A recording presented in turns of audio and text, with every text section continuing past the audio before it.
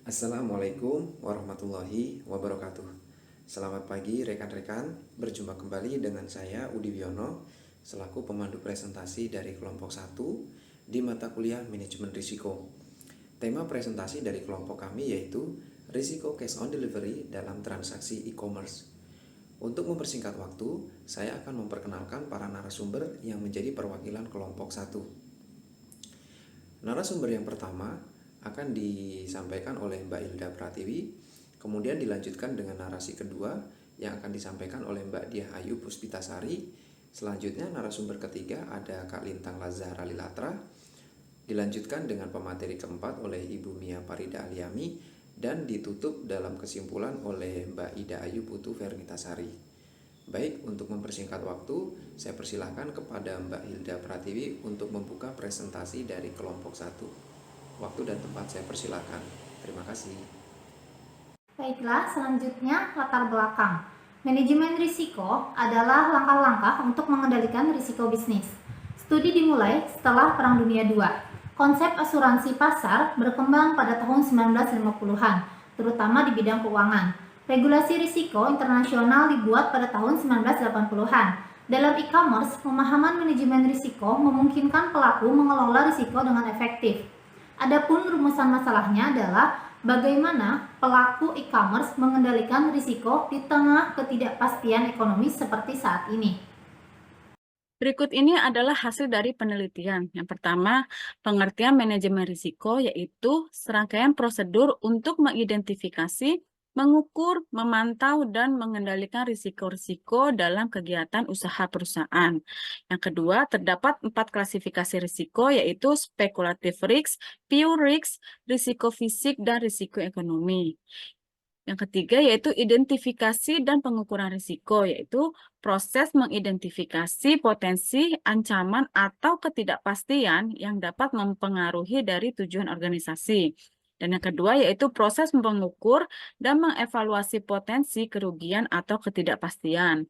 Sedangkan tujuan akhir dari analisis risiko yaitu membedakan risiko minor dan mayor, memberikan data untuk evaluasi dan penanganan risiko. Dan ketiga yaitu evaluasi risiko yang meliputi gambaran pentingnya prioritas dan kerugian yang mungkin terjadi.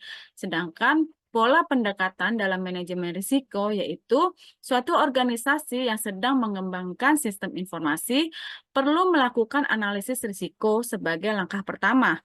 Dalam proses ini, mereka harus merinci potensi risiko yang terkait dengan pengembangan sistem informasi, penerapan metodologi penilaian risiko terstruktur yang melibatkan beberapa langkah, termasuk menentukan karakteristik sistem, mengidentifikasi ancaman dan kelemahan sistem, serta menganalisis pengawasan untuk menemukan solusi yang potensial.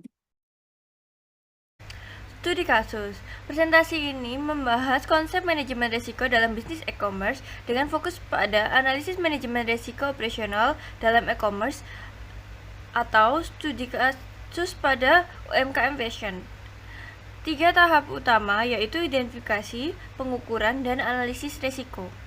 Diusulkan sebagai strategi efektif. Risiko-risiko e-commerce seperti keamanan, data, dan penipuan diperhatikan. Metode penelitian menggunakan data sekunder dari studi literatur, analisis kritis, dan sintesis informal. Perkembangan e-commerce secara signifikan terjadi di seluruh dunia, termasuk Indonesia, dengan layanan yang cepat dan nyaman, mengubah perilaku konsumen. Metode pembayaran offline, terutama cash on delivery atau COD, menjadi populer, terutama di Shopee, yang menduduki peringkat tertinggi untuk aplikasi e-niaga dengan pengguna paling aktif. Meskipun layanan COD dianggap nyaman dan aman, peningkatan penggunaannya pada kuartal kedua tahun 2020 menyebabkan masalah baru, seperti pembatalan sepihak oleh pembeli tanpa persetujuan penjual. Faktor-faktor yang membelakangi gagal bayar atau pembatalan sepihak dalam interaksi cash on delivery. Yang pertama ada karena pembeli berubah pikiran. Yang kedua ada pembeli tidak memiliki uang untuk membayar. Yang ketiga ada paket misterius yang tidak dipesan oleh penerima. Lalu yang keempat ada pembeli tidak sengaja memesan atau mengklik check out. Dan yang kelima ada pesanan tidak sesuai atau rusak. Lalu yang terakhir ada pembeli tidak dapat dihubungi.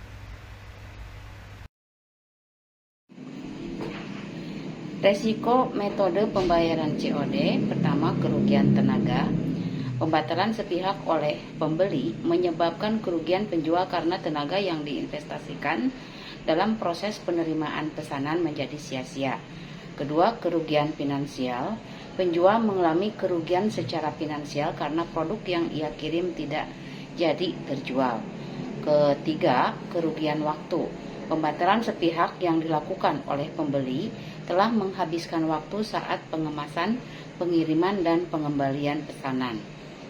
Yang keempat adalah performa toko menurun. Jika penolakan pemesanan COD bayar di tempat tidak memperbaiki performa penjual dalam 30 hari setelah mendapat notifikasi peringatan, metode pembayaran tersebut akan otomatis dinonaktifkan pada toko penjual.